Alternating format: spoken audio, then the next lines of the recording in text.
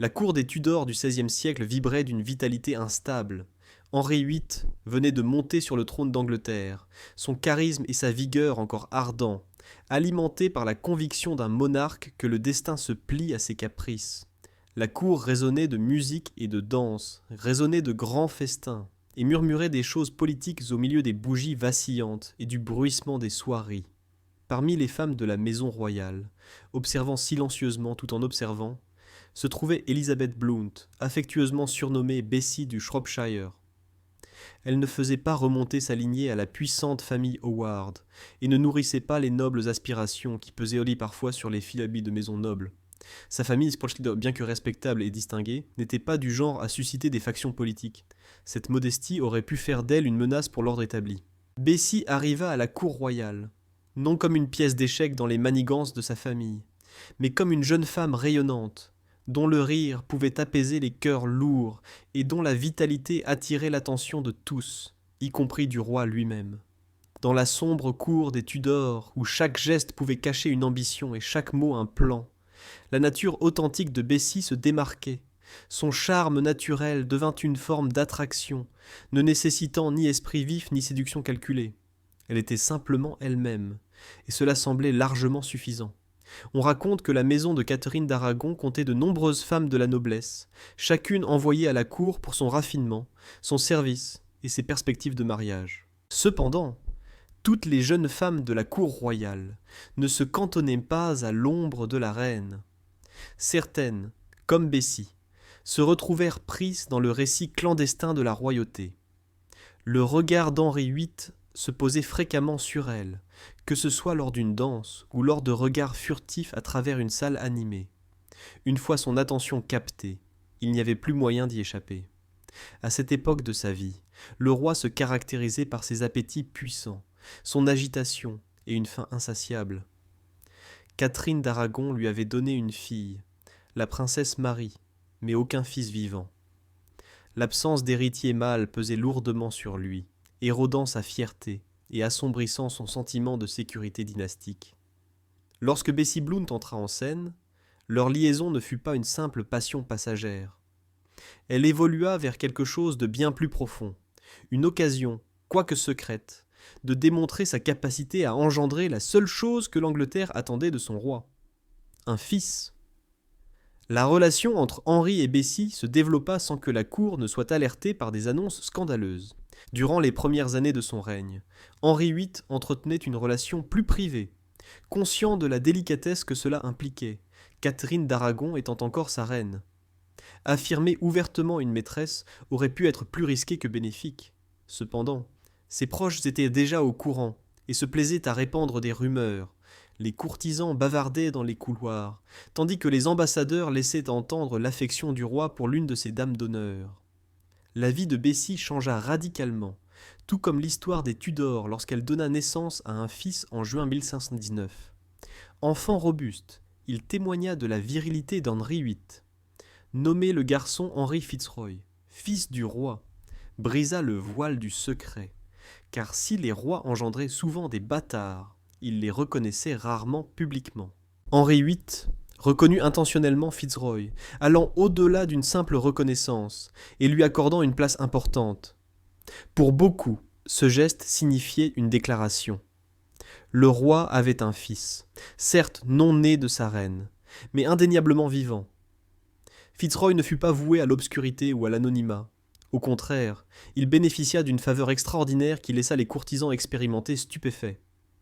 Le garçon reçut des titres, duc de Richmond et de Somerset, qui n'étaient pas de simples babioles, mais des indicateurs d'un avenir potentiel. Certains spéculèrent même que si Catherine d'Aragon ne donnait pas naissance à un fils légitime, Fitzroy pourrait peut-être être légitimé. Par conséquent, cet enfant né dans l'amour et le secret pourrait déterminer le sort de la dynastie Tudor. Pour Bessie, ces événements eurent de profondes implications. Elle n'était plus seulement une dame de compagnie ou une flamme fugace dans la vie tumultueuse du roi. Elle lui avait donné un fils, faisant d'elle la seule à pouvoir prétendre à cette distinction. Malgré sa victoire, son statut jetait une ombre. Elle n'était ni reine, ni destinée à l'être. Son devoir était de se retirer avec grâce une fois sa mission accomplie. Et c'est ce qu'elle fit. Après la naissance de Fitzroy, l'influence de Bessie à la cour diminua. Elle épousa Gilbert Talboys, un noble du Lincolnshire qui deviendra plus tard Lord Talboys de Kyme. Cette union lui assura sécurité, réputation et éloignement de la cour potentiellement périlleuse d'Henri. Avec son mari, elle eut d'autres enfants, menant une vie paisible loin des complots tumultueux de Whitehall et de Greenwich. Pourtant, son nom perdura, à jamais lié à celui qui aurait pu devenir roi. Fitzroy prospéra, bénéficiant de la faveur de son père, ce qui en inquiéta plus d'un. Certains s'interrogeaient sur la prudence d'élever un bâtard à un tel rang, craignant que cela ne perturbe la succession. Malgré sa détermination, Henri était fier de son fils et envisageait peut-être un avenir où le jeune homme pourrait accéder au trône. Cependant, ses rêves s'évanouirent en 1536 lorsque Fitzroy, âgé de seulement 17 ans, succomba à la maladie et mourut. Avec son dernier souffle, les espoirs placés en lui se dissipèrent. L'année fut également marquée par l'exécution d'Anne Boleyn, plongeant la dynastie Tudor dans une période sombre. Pourtant, le souvenir du fils illégitime d'Henri, Fitzroy, persista, tout comme celui de l'héritage de sa mère, Elizabeth Blount. Contrairement à Anne Boleyn, Jane Seymour ou Catherine Howard, elle évitait le royaume tumultueux de la royauté. De plus, contrairement à Mary Boleyn, dont les enfants, Catherine Carey et Henri Carey, vivaient dans l'ombre des spéculations quant à leur paternité, Bessie en était certaine. Son fils avait été reconnu, nommé Exalté. Le contraste entre ces femmes resta gravé dans les mémoires de la cour. Mary Boleyn, la sœur aînée d'Anne, était également la maîtresse d'Henri VIII avant lui. Durant leur relation naquirent de Catherine Carey et Henri Carey, bien que l'on ait largement cru qu'Henri en était le père. Cependant, il n'en reconnut jamais la paternité. Tous deux s'illustrèrent à la cour d'Élisabeth Eyre, leur lignée étant étroitement liée à la famille royale, et demeurant fidèles à leur cousine, la reine. Pourtant, la vérité concernant leur filiation demeura entourée de spéculations et n'était corroborée par aucune proclamation officielle. A l'inverse, l'histoire d'Elizabeth Blount n'était pas entachée de suspicion. Elle transparaissait dans les titres et les honneurs conférés à son fils. Son succès était public. Cependant, sa vie ultérieure devint paisible. Mais qu'est-ce que cela signifiait pour elle ? Avoir connu l'affection du roi, avoir donné naissance à son seul fils illégitime reconnu, puis s'être évanouie dans une vie domestique. Était-ce le contentement ou le chagrin ? S'estimait-elle chanceuse d'échapper aux dangers qui engloutissaient des femmes comme Anne Boleyn ? Ou aspirait-elle secrètement à ce qui aurait pu advenir si sa position dans le cœur du roi avait été plus assurée ? À l'époque des Tudors, le monde vibrait d'intrigues autour des énigmes qui se cachaient au-delà des chroniques officielles. Chaque maison noble abritait des espions, tandis que chaque émissaire étranger manipulait une plume pour écrire sur du parchemin, s'efforçant de révéler les penchants du roi et les femmes qui les façonnaient. Dans ces récits, Elizabeth Blount apparaît comme une figure énigmatique, incarnant le charme, la douceur et pourtant l'importance. Elle a confirmé la masculinité du roi à une époque marquée par le doute, remodelant la confiance au sein de la lignée royale. De ce fait, elle a laissé une marque indélébile dans l'histoire. Cependant, même dans les souvenirs, elle reste insaisissable. Contrairement à Anne Boleyn, connue pour sa franchise, ou à Catherine d'Aragon, dont la défiance a été documentée par des discours et des lettres, Bessie Blount a laissé peu de témoignages personnels. Sa voix est à peine audible directement. Nous ne la percevons qu'à travers le regard d'autrui. Le roi qui la courtisa brièvement, le fils qui lui légua les honneurs ducaux, les courtisans qui relataient son charme. Il se pourrait que cela contribue aussi à son énigme. Son récit débute par la gaieté et les danses de cour, puis se mue en mystère, passion et répercussion. Elle n'était ni reine, ni politicienne, et pourtant elle a donné à l'Angleterre un prince. Elle s'est lancée dans le jeu de l'endurance dynastique sans y prendre part. Dans son existence, le privé et la pureté se mêlaient à la politique, comme c'était souvent le cas à l'époque des Tudors. De ce moment naquit un garçon nommé Henry Fitzroy. Un garçon qui aurait pu réécrire l'histoire si la fortune avait été plus clémente. Cet enfant, prénommé Henry Fitzroy, n'était pas un individu ordinaire. Dès sa naissance, en 1519, il était empreint à la fois de potentiel et de danger, portée par l'orgueil du roi, mais dominée par la vérité de son illégitimité.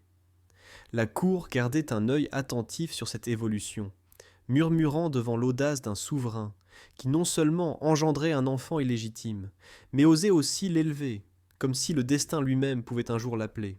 Henri VIII n'éprouvait aucune réticence de ce genre. Il voyait en Fitzroy une preuve tangible de la solidité de la lignée Tudor et de sa capacité à engendrer des fils. Profondément importante à ses yeux, les longues souffrances de sa reine, Catherine d'Aragon, furent marquées par des grossesses tragiques, des enfants morts-nés, des vies anéanties en quelques jours, et une seule fille, la princesse Marie, survécut à la petite enfance. Chaque revers laissa une blessure chez Henri, alimentant les doutes. Étaient-ils maudits? Dieu considérait-il leur mariage comme stérile? Les questions devinrent plus pressantes, empoisonnant même Henri, soutenant publiquement sa reine. Pourtant, l'existence de Fitzroy dissipa ces interrogations. Robuste et intelligent, le garçon servit de démenti aux rumeurs qui accusaient Henri lui-même. Lorsque des rumeurs suggéraient que le roi pourrait être incapable d'engendrer un fils, les cris de Fitzroy les couvraient. Elizabeth Blount, autrefois simple servante joviale de la maison de la reine, accomplit ce que Catherine ne put faire. Elle donna à Henri un héritier mal vivant. La fierté du roi pour Fitzroy était manifeste. À 6 ans, Henri VIII conféra la pairie au garçon, le titrant duc de Richmond et de Somerset. Cet acte inattendu eut un retentissement dans toute la chrétienté. Aucun roi anglais n'avait jamais reconnu un bâtard aussi ouvertement, ni ne l'avait élevé à un rang aussi élevé. Les courtisans murmuraient qu'il ne s'agissait pas d'une simple affection paternelle, mais d'un signe de succession potentielle. Les diplomates étrangers rapportèrent prudemment l'affaire, exprimant leurs inquiétudes quant à la stabilité de la lignée anglaise. Ils notèrent que si Henri ne parvenait pas à engendrer un fils légitime, le duc de Richmond pourrait être légitimé, comme l'avait été Guillaume le Conquérant. Cette nouvelle alarma l'Espagne, la France et Rome. La question des héritiers n'était pas seulement personnelle, elle pouvait déterminer les alliances, les traités et les guerres. Cependant, la position de Fitzroy, bien que prestigieuse, était périlleuse. Il était chéri par son père. Mais beaucoup le considéraient avec appréhension. Pour chaque noble qui flattait le roi en vantant les mérites du jeune homme, certains murmuraient en secret, inquiets des conséquences d'un tel favoritisme sur leur propre avenir. L'ascension du fils de Bessie Blount était une source d'embarras pour les partisans de la reine. Catherine d'Aragon la supporta avec stoïcisme, mais ses alliés espagnols s'irritèrent. Ils percevaient Fitzroy comme l'emblème de ses faiblesses, un spectre hantant la légitimité de la princesse Mary. Pour Bessie elle-même, les années qui suivirent l'ascension de Fitzroy furent moins tumultueuses. Elle épousa Gilbert Talboys et Laura Sim, et vécut sous le nom de Lady Talboys dans le Lincolnshire, loin des machinations de la cour. Elle donna naissance à 3 enfants, trouvant sa place parmi les femmes nobles vénérées de son comté. Son passé avec le roi était rarement évoqué ouvertement. Néanmoins, elle ne pouvait échapper complètement à la réalité. Son fils aîné était le bâtard le plus influent d'Angleterre, un garçon qui aurait potentiellement pu porter la couronne. Quelles émotions l'envahirent en apprenant les distinctions de Fitzroy? De la fierté, certes, mais aussi de l'anxiété. Elle était consciente du tempérament imprévisible d'Henri. La faveur pouvait être aussi fugace qu'une brise d'été, l'affection aussi imprévisible que l'océan. Si Fitzroy s'élevait trop haut, il risquait de devenir un pion, voire un danger. La cour des Tudors consumait les ambitieux, et même le fils d'un roi pouvait être offert en sacrifice, si la politique l'exigeait. Pendant que Bessie menait sa vie domestique, les enfants d'une autre femme suscitaient leurs propres murmures à la cour. Catherine Carré et Henri Carré, descendants de Mary Boleyn. Mary avait été la maîtresse d'Henri, 8 ans, sa beauté le captivant, avant que sa sœur cadette Anne ne l'usurpe dans son affection. Durant les années de sa liaison avec le roi, elle conçut 2 enfants dont la paternité resta entourée de secrets.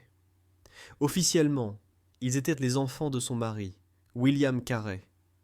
Officieusement, beaucoup spéculèrent sur la paternité d'Henri lui-même. Contrairement à Fitzroy, ces enfants ne furent jamais officiellement reconnus par Henri VIII. Il ne leur attribua ni titre ni inscription de son nom tout au long de sa vie.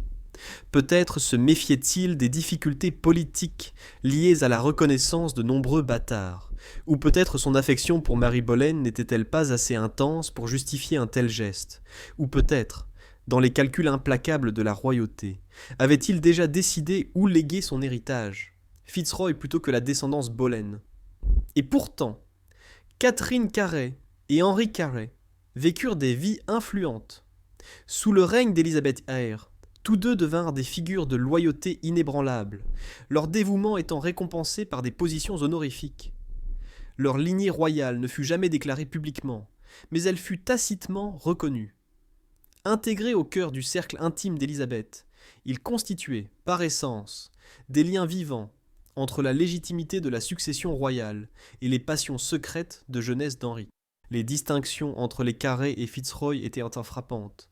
Fitzroy était le fils préféré d'Henri, issu de sa lignée illégitime, publiquement admiré, élevé et mis en valeur.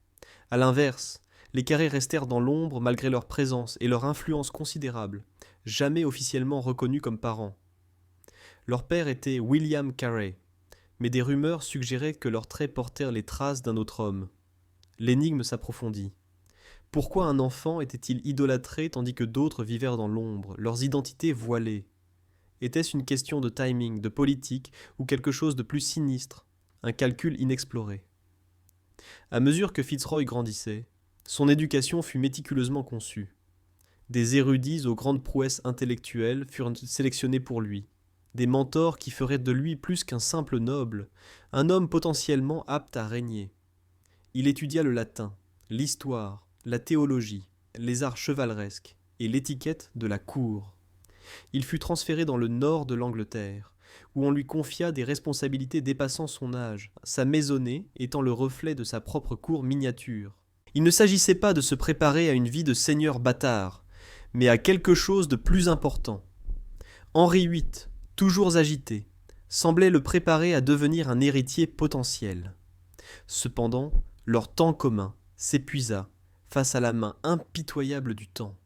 En 1533, Henri épousa Anne Boleyn, se débarrassant de Catherine d'Aragon dans une tempête de scandale qui brisa les liens de l'Angleterre avec Rome.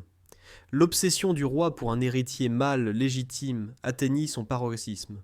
Il rompit ses liens avec le pape, se proclama chef de l'Église d'Angleterre et risqua des troubles civils, tout cela dans l'espoir d'obtenir un fils d'Anne pour assouvir son désir. Dans cette tourmente, la position de Fitzroy devint incertaine. Il restait aimé de son père, toujours honoré, mais sa présence devenait désormais une complication. Si Anne donnait naissance à un fils, Fitzroy serait superflu. Dans le cas contraire, il pourrait devenir un obstacle aux ambitions de la reine. Des rumeurs circulaient, selon lesquelles Henri envisageait de le reconnaître. Mais une telle démarche aurait été périlleuse, suscitant l'opposition de toutes les factions fidèles à la lignée établie. Le temps le rattrapa rapidement. En 1531, Anne Boleyn était décapitée, Catherine d'Aragon était décédée, et le royaume était à la croisée des chemins. Cette même année, le destin frappa durement. Henry Fitzroy, à peine âgé de 17 ans, succomba à ce qui semblait être une tuberculose. Malgré tous ses efforts, son état se détériora et mourut, laissant son père dévasté. Le roi, qui imaginait une dynastie grâce à lui, fut contraint d'enterrer le fils unique qu'il avait reconnu. Pour Elizabeth Blount, la nouvelle dut être déchirante. Le garçon qui l'avait lié à l'histoire pour toujours, l'enfant à travers lequel elle avait entrevu la grandeur, n'existait plus. Elle n'avait aucune influence dans les luttes de pouvoir à la cour, aucune importance dans les annales politiques, mais sa perte fut profondément personnelle. Catherine Carey donna initialement au roi son fils aîné, mais tragiquement, celui-ci fut enterré, ne laissant derrière lui que des souvenirs et des vestiges. Simultanément, la lignée de Carey persista.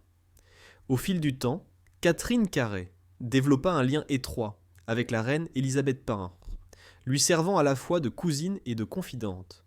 Henri Carey, anobli sous le nom de baron Hunsdon, fut honoré pour sa loyauté indéfectible par la reine, qui le tenait en haute estime.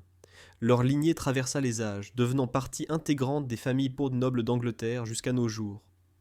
Dans leur résilience, Ils devinrent les fils complexes d'une tapisserie d'une continuité durable qui survivra à la trajectoire éphémère et rayonnante de Fitzroy. Ainsi, l'histoire de Bessie Blount et de son fils est celle d'une brillance lumineuse, mais fugace. Elle fut la femme qui prouva qu'Henri était capable d'engendrer un fils, la mère d'un garçon qui aurait pu devenir roi.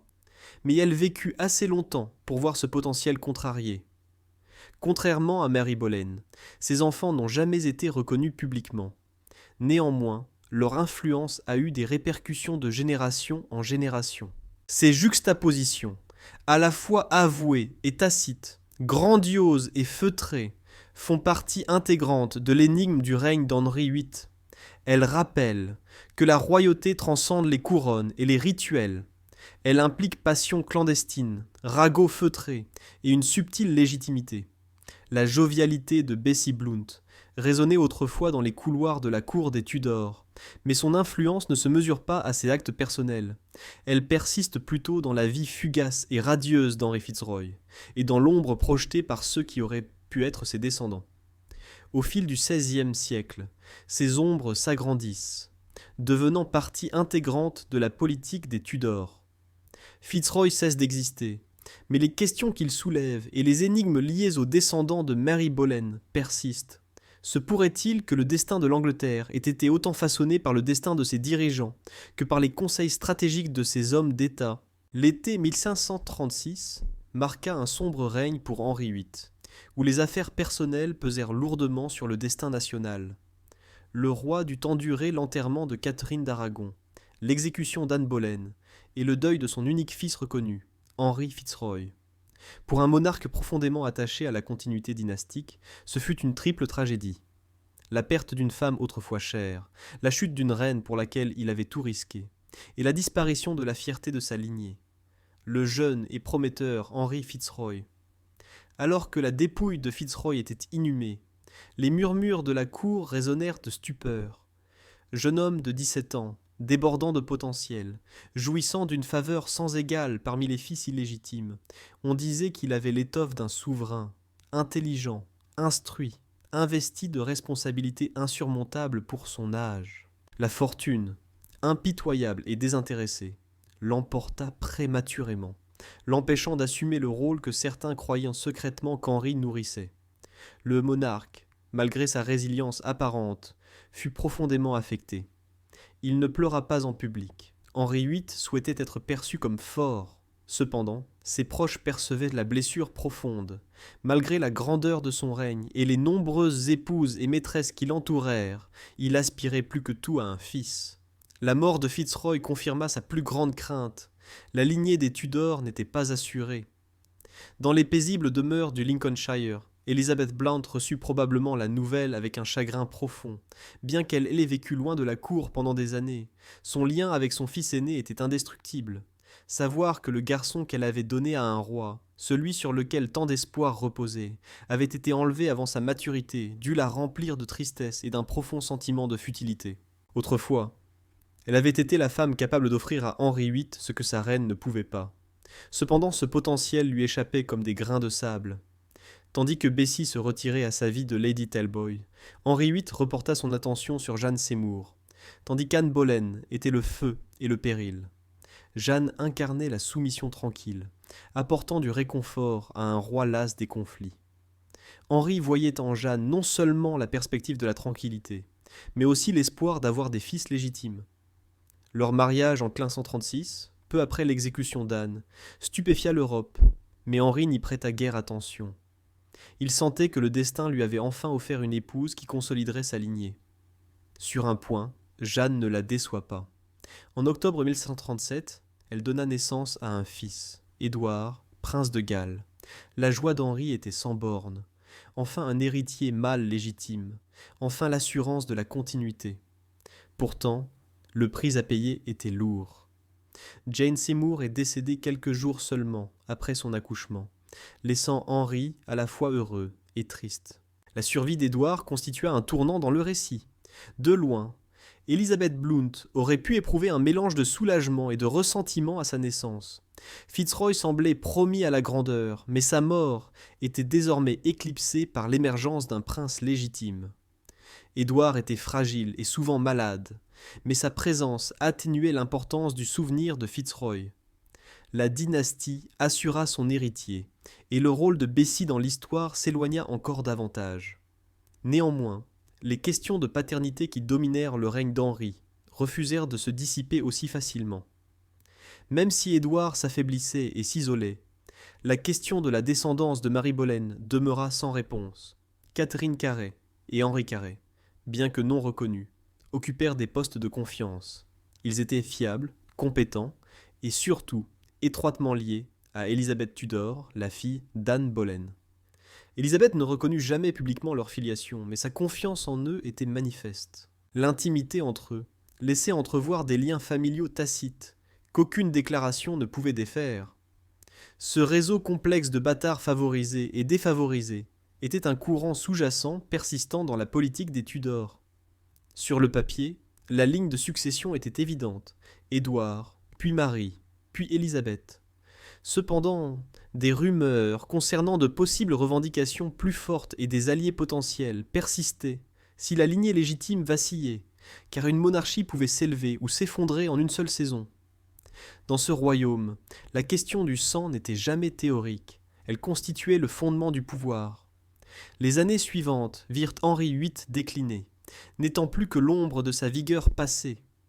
Sa carrure athlétique gonfla et se dégrada, son humeur s'emporta et sa cour devint traîtresse. Il se maria à plusieurs reprises, Anne de Clèves, Catherine Howard et Catherine Parr. Chaque union fut marquée par ses propres tensions. Malgré son implication dans des scandales judiciaires, Elizabeth Blount choisit de mener une vie paisible avec Gilbert Talboys et épousa plus tard Edward Clinton à la mort de ce dernier. Elle parvint à préserver sa réputation, tandis que nombre des autres maîtresses d'Henri VIII menaient à la ruine. Pourtant, l'héritage de son fils Fitzroy subsistait. Même mort, son existence fugace resta prégnante. Il aurait pu être celui qui assura la stabilité durant les années tumultueuses qui suivirent la mort d'Henri. Édouard VI, monté sur le trône à 9 ans en 1547, était trop jeune pour gouverner de manière indépendante. Le royaume tomba aux mains des régents, et les factions se livrèrent une lutte acharnée pour le pouvoir. On ne peut s'empêcher de se demander si Fitzroy avait survécu et gagné en puissance, l'histoire aurait-elle évolué différemment ? Au contraire, le royaume fut en proie à l'instabilité, le règne d'Édouard s'achevant prématurément à 15 ans, avec sa mort. Les tentatives pour nommer Lady Jane Grey héritière échouèrent, et le trône passa à Marie Tudor, fille aînée d'Henri et de Catherine d'Aragon. Son règne, marqué par les troubles religieux et la violence, intensifia les divisions au sein du royaume. À sa mort en 1558, sans héritier, la couronne revint à Élisabeth Parr, fille d'Anne Boleyn et cousine de Catherine Carré et d'Henri Carré. C'est là que réside l'influence de la descendance de Marie Boleyn. Catherine Carré devint une servante dévouée de la reine, servant de dame de chambre principale, tandis que de nombreuses autres occupèrent des rôles moins importants. Henri Carré, anobli sous le nom de baron Hunston, fut l'un des courtisans les plus fidèles d'Élisabeth, un soldat et un conseiller. Bien que leur filiation royale ne fût jamais reconnue, leur étroite association avec Élisabeth en dit long. Il représentait peut-être pour elle l'héritage caché de son père. Elle trouva en eux des alliés dont la loyauté transcendait la politique. Malgré la disparition de la lignée de Fitzroy, les Carré continuèrent d'exercer une influence durable. Leurs descendants se marièrent dans d'éminentes familles aristocratiques d'Angleterre, leur sang coulant dans les veines de la noblesse. Au fil du temps, leur arbre généalogique se mêla à celui de familles éloignées des Tudors, suggérant l'influence cachée d'Henri à travers les siècles. Quant à Elizabeth Blount, dans ses dernières années, l'histoire nous fournit peu d'informations sur ses pensées. Mais nous savons qu'elle survécut à Fitzroy, au roi Henri VIII, et au fils qui semblait autrefois destiné à la gloire. Elle s'éteignit en 1540, laissant derrière elle un héritage complexe, aussi lumineux que sombre. On se souvint d'elle avec optimisme, sans scandale, fait rare parmi les maîtresses du roi. Cependant, on se souvint aussi d'elle, comme de la mère du seul fils illégitime reconnu du roi, un fait que l'histoire ne saurait oublier. Dans le récit d'Henri VIII, Les reines se succèdent au cœur d'un tourbillon de passion et de jeux de pouvoir, leur destin étant déterminé par la naissance d'un enfant ou la trahison. Les maîtresses sont souvent tristement célèbres pour leurs scandales ou complètement effacées des mémoires. Cependant, Bessie Blount fait figure d'exception. Elle échappa au sort habituel réservé aux personnes liées au roi. Elle ne risqua pas d'être exécutée et ne tomba pas dans le discrédit. Au contraire, elle mena une vie relativement paisible, son identité étant à jamais liée à celle du fils qui aurait pu devenir roi. L'essence même de son histoire ne réside pas seulement dans son association avec Henri VIII, mais aussi dans les éclairages qu'elle apporte sur l'énigmatique lignée des Tudors. Car si l'existence de Fitzroy est attestée et que des rumeurs circulent sur d'autres descendants, une question subsiste. Combien de ces enfants portèrent le sang du roi sans que personne ne le sache ? Combien d'autres vécurent et périrent sous le spectre d'une couronne qu'ils ne pourraient jamais posséder ? La dynastie Tudor ne reposait pas seulement sur des mariages bénis par l'Église et l'État, mais aussi sur des relations clandestines qui façonnèrent les loyautés, suscitaient des commérages et tissaient des liens familiaux secrets.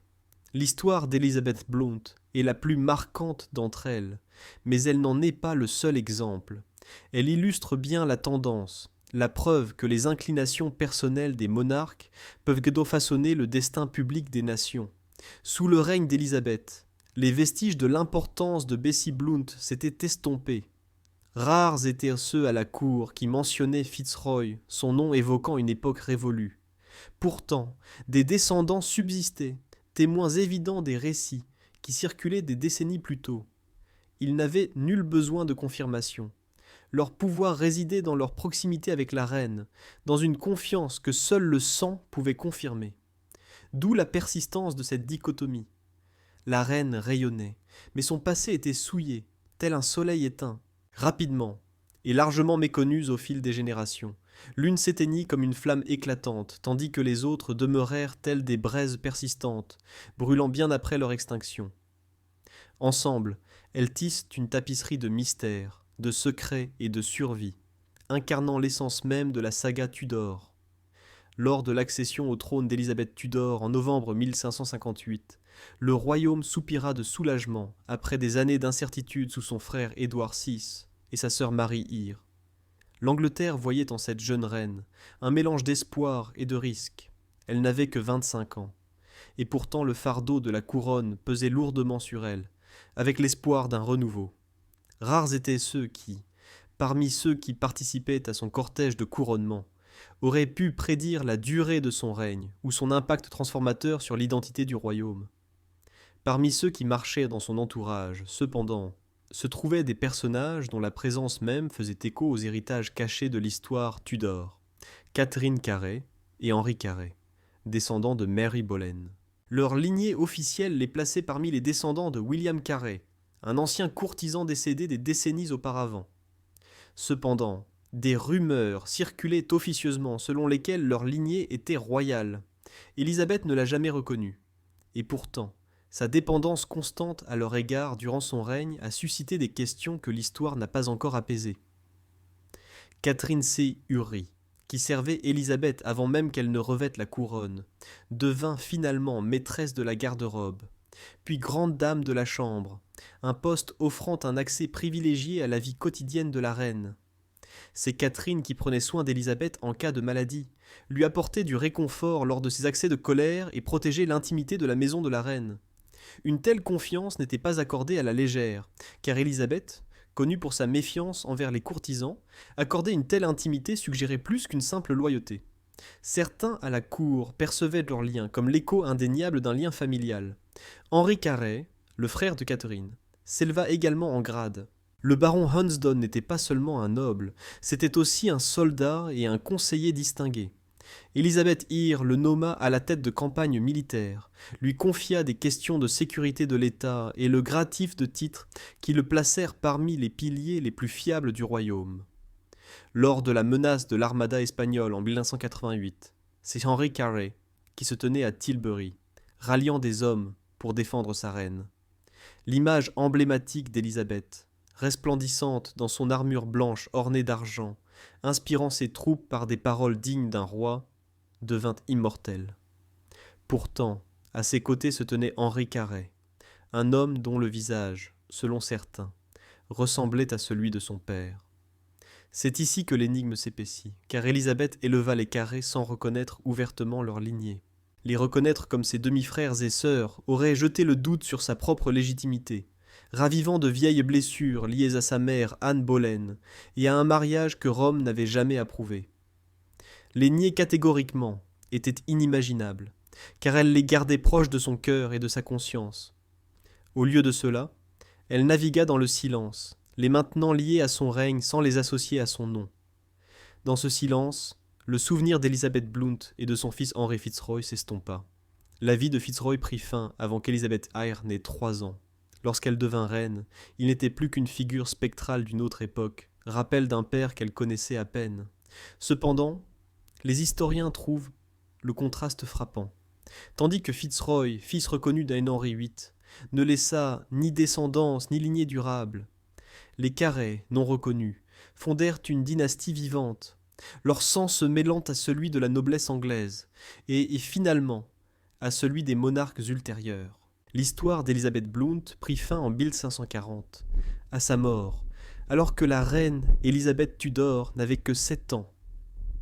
La reine ne la connut jamais, ne connut jamais son rire courtois, ni ne vit le visage de celle qui lui avait autrefois accordé son fils aîné. Pourtant, étrangement, l'influence de Bessie semblait persister dans les recoins. Son bref triomphe souligna la fragilité de la légitimité des Tudors. Elle prouva que la royauté pouvait vaciller non seulement à cause de l'infécondité des reines, mais aussi à cause du succès de leur maîtresse. La cour d'Élisabeth Ier prospérait dans ses incertitudes. En apparence, elle donnait une image vertueuse, celle de la reine vierge, unie à son royaume et à son peuple. Cependant, son règne était marqué par les échos des amours de son père. Chaque alliance, chaque geste de confiance portait la marque d'une question de lignée. Les enfants de Catherine Carré devinrent des courtisans remarquables, entretenant un lien de loyauté qui semblait lier la reine à eux, laissant entrevoir une affinité par le biais de liens familiaux. On ne peut s'empêcher de spéculer sur le point de vue d'Élisabeth sur ces relations. Considérait-elle Catherine et Henri Carré davantage comme des cousins ou des demi-frères et sœurs? Était-elle en train de méditer sur le paradoxe que l'homme qui avait décapité sa mère ait pu engendrer avec Mary Boleyn, ses proches parents désormais les plus proches d'elle? De telles considérations ne purent jamais être exprimées, mais elles résonnèrent peut-être mystérieusement dans les appartements privés d'Élisabeth, tels des fantômes. Les implications politiques y furent considérables. Le règne d'Élisabeth fut marqué par l'insécurité, face à l'apparition d'adversaires, de Marie, reine d'Écosse, aux prétendants catholiques, qui contestaient sa légitimité. Dans un tel climat, avoir des compagnons de confiance partageant son sang, aussi officieusement que cela ait pu être, était à la fois tactique et profondément humain. Au lieu de s'appuyer uniquement sur des factions ambitieuses et changeantes, elle fit confiance à Catherine Carré, qu'elle connaissait depuis l'enfance, et à Henri Carré, qui lui resta d'une loyauté indéfectible. L'histoire d'Henry Fitzroy demeura cependant un avertissement. Dans l'histoire des Tudors, il était resté dans les mémoires comme un jeune homme qui aurait pu devenir roi, mais qui mourut prématurément. Sa présence constitua autrefois une menace pour la reine Catherine d'Aragon, compromettant l'avenir de la princesse Marie et incarnant la virilité d'un Henri VIII. Cependant, sous le règne d'Élisabeth, son histoire devint insignifiante comparée à la puissance active des Carré. Néanmoins, les historiens qui étudient le passé ne peuvent ignorer la portée symbolique de la vie et de la mort de Fitzroy. Le paradoxe fondamental de la dynastie Tudor réside dans le fait que la légitimité et l'illégitimité étaient souvent déterminées par de simples proclamations royales, modifiant ainsi l'histoire elle-même. Malgré son élévation au rang de duc, Fitzroy termina sa vie insatisfait. En revanche, Catherine et Henri Carré, à qui l'on refusa la reconnaissance, influencèrent considérablement la politique de l'Angleterre élisabéthaine. Le fils légitimement reconnu n'eut pas d'héritier, tandis que les descendants non reconnus laissèrent un héritage qui traversa les siècles. À mesure que le règne d'Élisabeth Ier avançait, l'énigme entourant sa lignée ne fit que s'intensifier. Les diplomates étrangers persistèrent à spéculer sur son ascendance, son allégeance et ses véritables liens de parenté. Certains avancèrent, même que sa proximité avec les Carré dissimulait des vérités non dites. Cependant, Élisabeth garda le silence. Révéler ce secret aurait compromis l'image soigneusement construite d'une figure royale, image essentielle à la stabilité de son règne. Dans le royaume de la monarchie, l'image et la perception avaient autant de poids que l'ascendance. La reine vieillissante, fidèle à son image de reine vierge, était une figure maternelle pour son peuple, préserver des liens du mariage ou de la procréation. Pourtant, au sein de sa cour, la lignée de Marie Boleyn prospérait, témoignant indéfiniment de l'ardeur de la jeunesse de son père. Dans leur visage, dans leur allégeance, dans leur proximité avec son règne, des échos de la lignée secrète d'Henri VIII refirent en surface. Elizabeth Blount, décédée à cette époque, aurait pu trouver ce coup du sort intrigant. Ses descendants, autrefois honorés des plus hauts titres, avaient été radiés de la ligne de succession avant d'avoir pu inscrire leur nom dans l'histoire. Cependant, la progéniture d'une autre maîtresse, méconnue et anonyme, s'éleva aux côtés de la reine d'Angleterre elle-même. Les dynasties ne sont pas uniquement façonnées par le droit et la légitimité, mais aussi par les caprices du destin, la persévérance stoïque de ceux qui survivent au scandale et les secrets clandestins qui refusent de s'effacer. Alors qu'Élisabeth Ier approchait de la fin de sa vie, sa décision de rester célibataire et sans enfant jeta une ombre sur son avenir. Les courtisans la pressèrent de désigner un héritier, mais elle résista, consciente qu'une telle action affaiblirait son pouvoir. Dans cette ambiguïté, la famille Carré servit d'encre silencieuse. Bien que n'étant pas héritière du trône, leur proximité avec la reine leur conférait une influence qu'aucun décret officiel ne pouvait leur conférer. En elle, l'héritage complexe des amours d'Henri VIII trouva sa manifestation la plus durable. La cour élisabéthaine, riche de poètes, d'explorateurs et d'hommes d'État, était-elle aussi hantée par ces récits non dits. Chaque masque, chaque victoire, chaque sermon prononcé à Saint-Louis était teinté de ces passés non dits.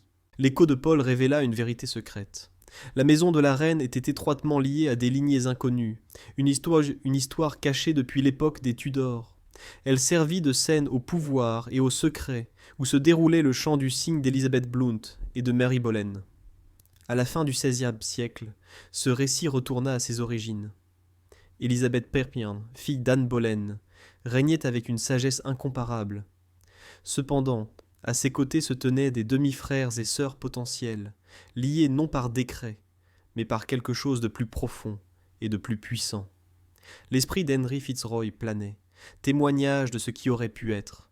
L'essence de Bessie Blount demeurait, symbolisant le désir débridé du roi. Ces figures formaient la trame invisible du règne d'Élisabeth, toujours présente et pourtant dissimulée.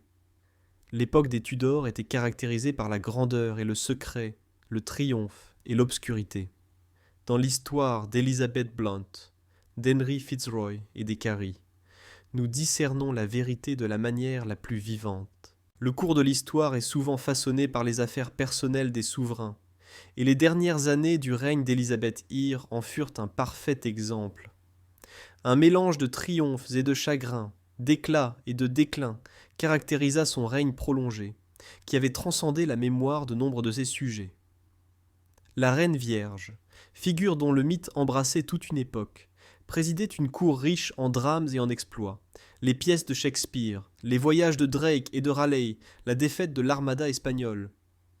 Derrière ce spectacle, cependant, Élisabeth était aux prises avec la conscience que la lignée Tudor périrait avec elle.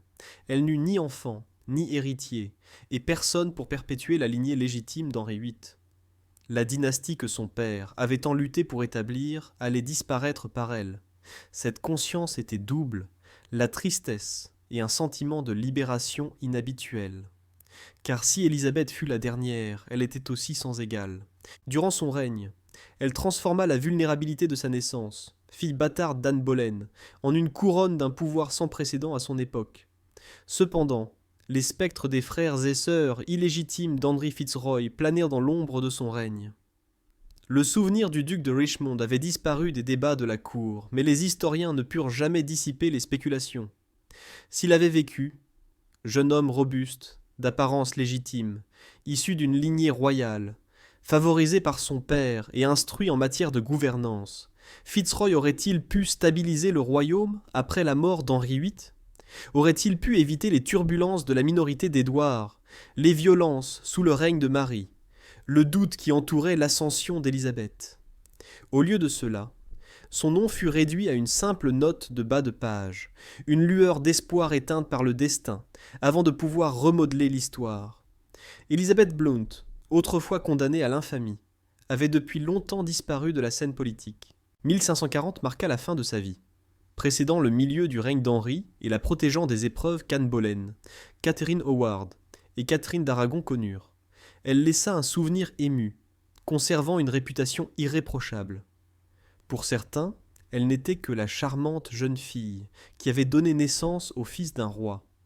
D'autres, en revanche, voyaient dans son histoire les faiblesses cachées de la dynastie Tudor, car elle réussit là où les reines avaient échoué.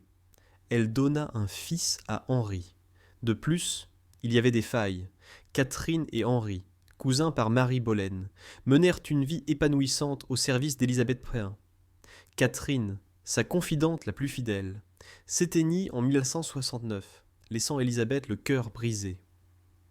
Le chagrin de la reine fut si intense qu'elle évita toute apparition publique pendant plusieurs jours. Un deuil aussi long était inhabituel pour un monarque réputé pour sa maîtrise de soi. Il laissait entrevoir un lien transcendant l'amitié et la loyauté. Il laissait entrevoir des liens familiaux. Henri Carré vécut plus longtemps, restant dévoué au service de la reine jusqu'à sa mort en 1596. Alors qu'Élisabeth vieillissait et s'épuisait, elle se tenait à son chevet, ordonnant qu'il soit enterré à ses frais dans l'abbaye de Westminster, un honneur rare que peu d'autres recevaient.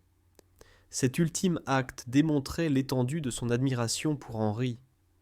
L'enterrer aux côtés de rois et de reines reconnaissait, sans le dire, son importance historique extraordinaire. Alors que le règne d'Élisabeth touchait à sa fin, les héritages des maîtresses d'Henri VIII s'entremêlèrent de manière étrange. Le fils qu'il avait reconnu, Fitzroy, n'était plus. Sa lignée cessa d'exister. Les enfants qu'il n'a jamais revendiqués. Les Cary devinrent des piliers de l'Angleterre élisabéthaine. Leurs descendants allaient imprégner la noblesse, leur sang coulant silencieusement à travers les générations suivantes, une veine cachée dans la tapisserie de l'histoire anglaise. À l'hiver 1503, la santé d'Élisabeth se détériora. Autrefois rayonnante d'intelligence et de passion, elle demeurait désormais immobile, refusant toute nourriture, enveloppée de chagrin. Elle savait que la fin était imminente. À sa mort, en mars de la même année, la dynastie Tudor expira. Le sceptre passa alors à Jacques Charles d'Écosse, consolidant les couronnes d'Angleterre et d'Écosse sous la lignée des Stuart pour la première fois depuis plus d'un siècle. Malgré cela, l'Angleterre conserva un lien ininterrompu avec les Tudors, ni par légitimité, ni par lignée. Le fils d'Elizabeth Blount, Henry Fitzroy, fut immortalisé dans les annales comme le seul enfant illégitime reconnu d'Henry VIII. Sa brève existence rappela ce qui aurait pu être. Les descendants de Marie Boleyn, Catherine et Henri Carré, bien que non reconnus, devinrent les ancêtres de dynasties qui prospérèrent longtemps après la disparition des Tudors. Des siècles plus tard, leur sang allait se frayer un chemin dans les lignées des maisons britanniques influentes qui façonnèrent la politique britannique, jusqu'à la princesse Diana et ses fils, les princes William et Harry. Leur véritable héritage transparaît dans leur généalogie, comme le murmure d'Elizabeth Blount et de Marie Boleyn. Ni l'une ni l'autre n'étaient reines, et elles tombent en ne portant pas de couronne. Pourtant, par leurs enfants, elles laissèrent une marque indélébile sur l'histoire anglaise. L'une donna naissance à un fils qui aurait pu devenir roi, l'autre à des enfants non reconnus, mais toujours porteurs de la lignée Tudor. L'ironie est palpable.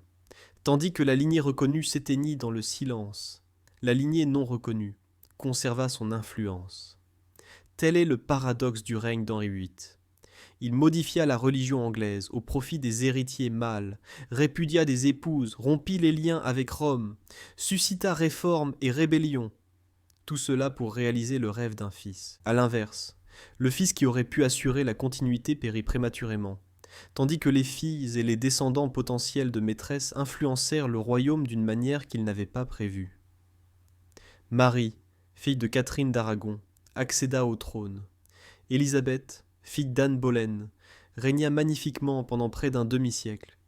Les enfants de Marie Boleyn étaient aux côtés de la reine vierge, ses confidents les plus fidèles. Le fils d'Elizabeth Blount, bien que vivant brièvement, subsista dans les récits, comme la perspective inassouvie de la stabilité dynastique. Les Tudors nous rappellent que la monarchie transcende la loi et la lignée. Elle englobe la chair et le sang, la passion et la trahison. Le trône d'Angleterre se forgea autant dans les chambres à coucher que dans les salles du conseil, et c'est dans ces moments secrets, entre Henri et Bessie, entre Henri et Marie Boleyn, que les racines de l'histoire furent semées. L'histoire d'Elizabeth Blount continue de nous fasciner aujourd'hui, des siècles plus tard, par son mélange d'intimité et de grandeur. Une jeune femme, connue pour son rire à la cour, attira l'attention d'un roi, donna naissance à un enfant secret et sombra dans l'oubli. Pourtant, sa vie fut marquée par les questions les plus importantes de pouvoir, de légitimité, de succession et de survie d'une dynastie. Elle témoigne que même des personnages apparemment insignifiants peuvent changer le cours des choses. À l'image de Mary Boleyn, souvent éclipsée par sa sœur Anne, sa descendance influença le règne d'Élisabeth I et perpétua des lignées jusqu'à l'époque contemporaine. Son histoire dévoile les courants cachés sous la politique des Tudors, la persévérance silencieuse de ceux qui n'ont jamais été pleinement vus. Malgré son influence puissante, son héritage perdura. L'ère Tudor s'achève avec la disparition d'Elizabeth I, brisant la lignée d'Henri VIII. Pourtant, en réalité, les Tudors ne s'éteignirent pas, ils persistèrent simplement. L'influence de ces figures a perduré non seulement dans les lois et les structures qu'elles ont transformées, mais aussi au sein des lignées de nombreux membres de l'aristocratie britannique, et au-delà, remontant à plusieurs générations. Elizabeth Blount, Mary Boleyn, Henry Fitzroy, Catherine Carey, Henri Carey. Leurs noms résonnent, partiellement cachés mais tangibles, dans cet héritage. À mesure que l'histoire s'éloigne, l'image se précise. Henri VIII, figure colossale, se dresse au cœur de l'histoire, son ombre planant sur tous ceux qui ont habité sa sphère. Autour de lui se trouvent 6 reines, de nombreux courtisans et des femmes dont l'amour ou l'attirance ont influencé son destin. Parmi elles, Elizabeth Blount, brièvement radieuse, lui donnant un fils qu'il désirait tant mais qu'il ne put garder. Parmi elles, Mary Boleyn, dont la descendance surpasserait les dynasties et porterait le secret transmis tel un fil conducteur par ses ancêtres. L'univers ne peut pas stagner indéfiniment. Nous ne devons plus attendre, mais la fin est proche, tandis que nous vous transmettons ce récit d'introduction. Le Conseil fédéral de Cairns, dans son décret de la 147e année, s'est réuni à Tricker et a écrit « Un spectacle mémorable. Le fromager reste aussi énigmatique que jamais. Merci de votre attention. N'hésitez pas à vous abonner pour recevoir les prochaines actualités.